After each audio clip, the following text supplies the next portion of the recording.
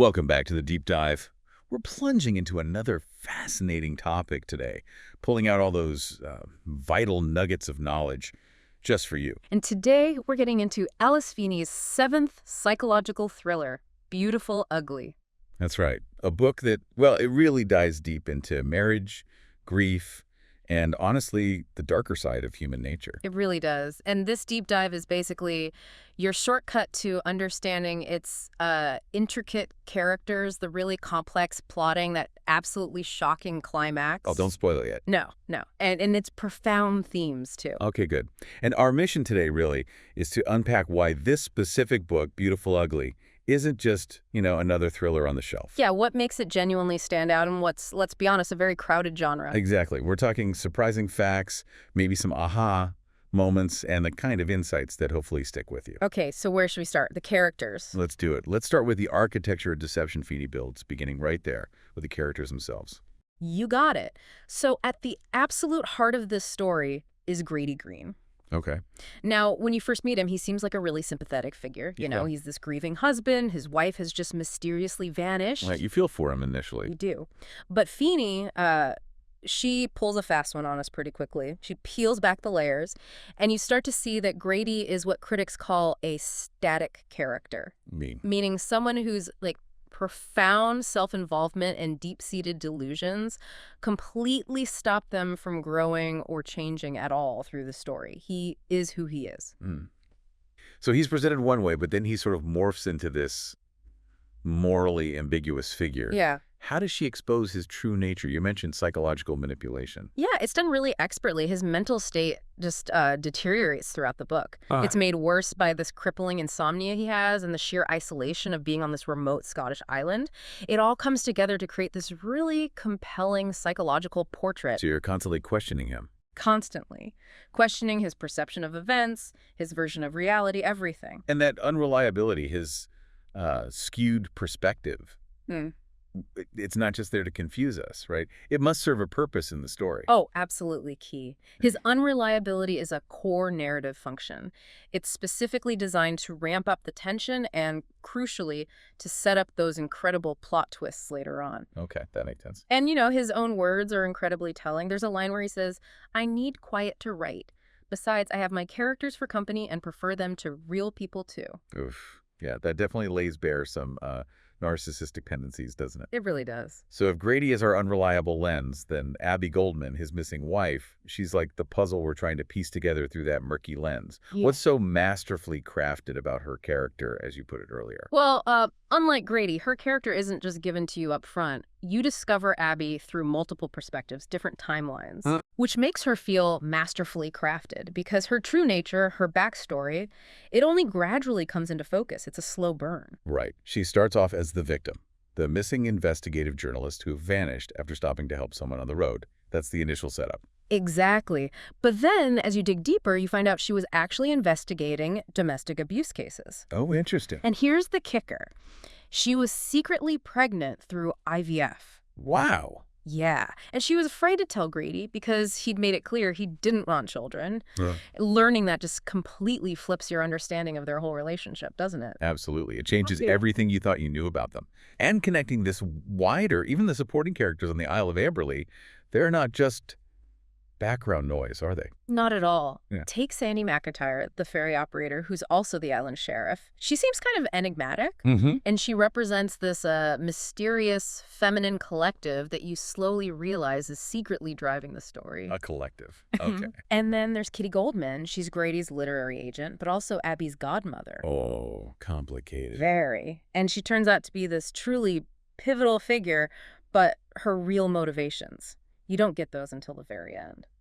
Speaking of things becoming clear at the end, the way Feeney structures the plot to reveal all these hidden truths, it sounds incredibly intricate, like navigating a maze, you said. It really is like a labyrinth of timelines. The structure jumps around quite a bit. Okay, break it down for us. What timelines are we dealing with? So you've got the main present-day narrative with Grady on the Isle of Amberley. Then it jumps back in flashbacks to the night Abby supposedly disappeared. Right. Then you get chapters from Abby's own perspective, but from a week before she vanished. giving her side. Exactly. And then finally you get these major revelations right at the end that pull all those threads together.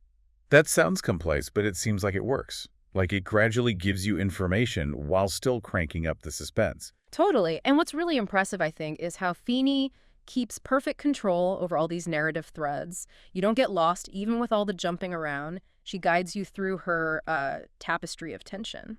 So this intricate structure leads us to, well, what weird stuff actually happens to Grady on this island? It can't just be him stewing in his own thoughts. Oh, no. Strange things definitely happen. He finds this hidden manuscript by a previous resident, an author named Charles Whitaker, who died there. Okay, a manuscript. Then he discovers actual human bones buried under the cabin floor. Okay, seriously creepy. Yeah, he gets these mysterious, unsettling phone calls, and maybe weirdest of all, he keeps seeing this woman wandering around who looks strikingly like his missing wife, Abby. Whoa. Okay, so bones, mysterious calls, a potential doppelganger. These are like breadcrumbs, aren't they?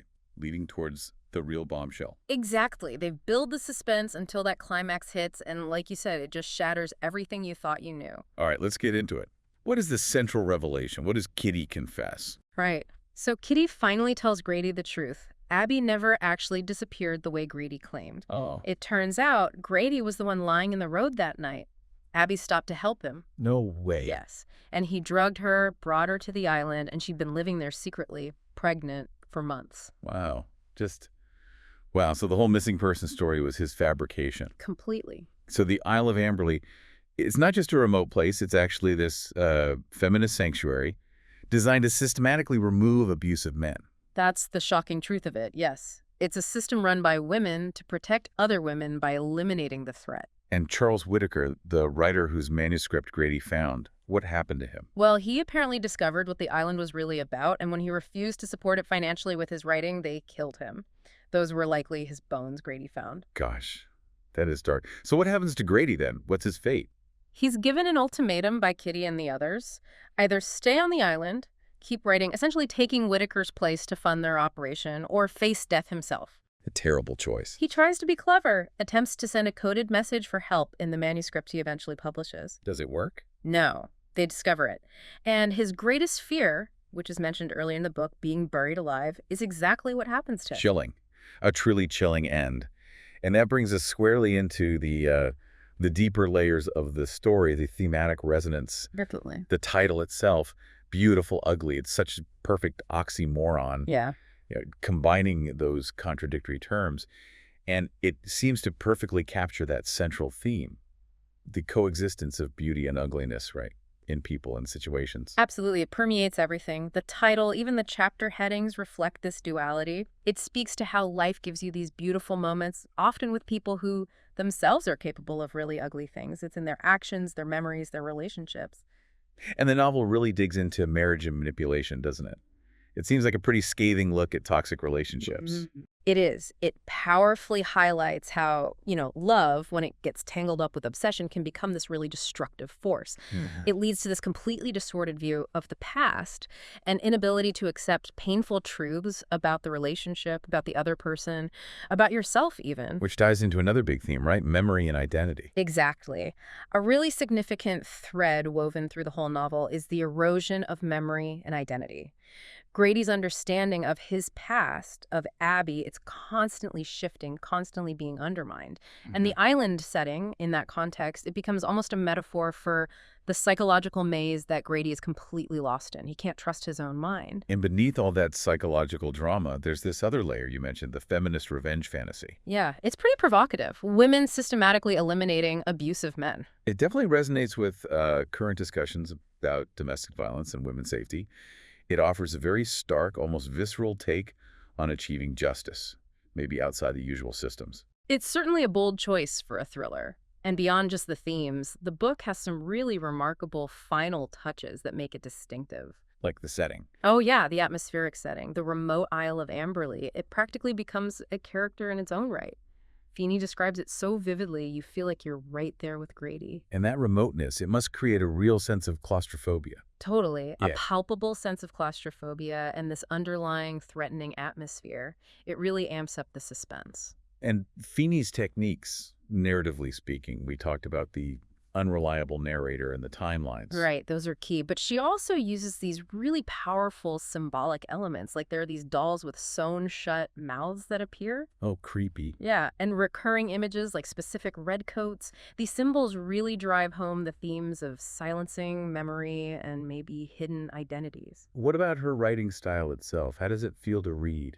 It's very sharp, very precise prose, but there's always this underlying current of unease bubbling just beneath the surface. It perfectly suits the story's unsettling themes. And the chapters are short? Yeah, short, sharp, and just compulsively readable. It makes it one of those books that's incredibly hard to put down. You just want one more chapter. Now, here's something really fascinating. You mentioned a meta-literary element. Grady being a writer who steals another manuscript. Exactly. And the fact that the island's whole operation relies on writers producing income for their cause, it's very self-referential. So it's a thriller, but it's also about writing thrillers, in a way. Kind of. It adds this incredible layer of depth to discussions about creativity, authenticity, who owns a story, and artistic exploitation. It makes you think about the very act of storytelling itself, especially within the thriller genre. Okay, given all these complex layers, the unreliable narrator, the shocking twist, the meta stuff, it's probably no surprise it got mixed reactions. Yeah. Not at all. It generated notably polarized responses, actually. Supporters hailed it as Feeney's most sophisticated work yet, praising her real talent for storytelling. But the critics? Well, some critics really didn't like the twist. One called it remarkably unsatisfying, even describing the whole setup as an ungainly combination of cheesy fantasy and shrill TED Talk. Wow, shrill TED Talk. Yeah. That's harsh. Quite the contrast. It really is, but I think that polarization speaks to what sets the book apart. Oh, so what makes it distinct? Well, first, that feminist conspiracy element, that's pretty unusual. Most thrillers focus on, like, individual killers or psychopaths. This presents an organized, collective feminist response to male violence. That's a fair point. Plus, having the writer as the protagonist lets Feeney directly examine that relationship between creativity and exploitation in a way few other thrillers do. And the island setting itself. That island microcosm, right. It functions as both a literal prison for Grady and this metaphorical representation of women's systematic resistance to patriarchal violence. And you mentioned meta-commentary. Yeah. The novel works on two levels. It's a gripping thriller, but it's also a commentary on the thriller genre, maybe particularly questioning how male authors sometimes exploit female trauma for entertainment. That's a really interesting take. So ultimately, I think Beautiful Ugly stands as Alice Feeney's most ambitious and, yeah, probably most controversial work to date. It definitely sounds like a psychological thriller that pushes boundaries, goes beyond genre conventions to deliver some pretty pointed social commentary. For sure. And while that shocking revelation and the whole feminist revenge theme have definitely divided readers, Understandably. its sophisticated character development, that incredibly atmospheric setting, and the complex narrative structure, they really show Feeney's evolution as a writer. She's willing to challenge her audience and the genre itself. It sounds like, as one review put it, a chillingly confining thriller with a bolt from the blue at every twisty turn.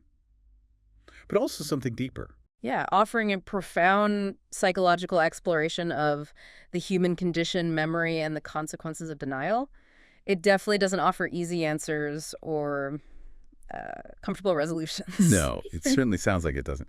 So after diving into all this with Beautiful Ugly, the question we leave you with is, what stands out to you? If that search for justice ends up blurring the lines between victim and perpetrator, or between truth and delusion, what does that ultimately reveal about our own capacity for both the beautiful and the ugly? Something to think about, definitely, long after you've turned that final page.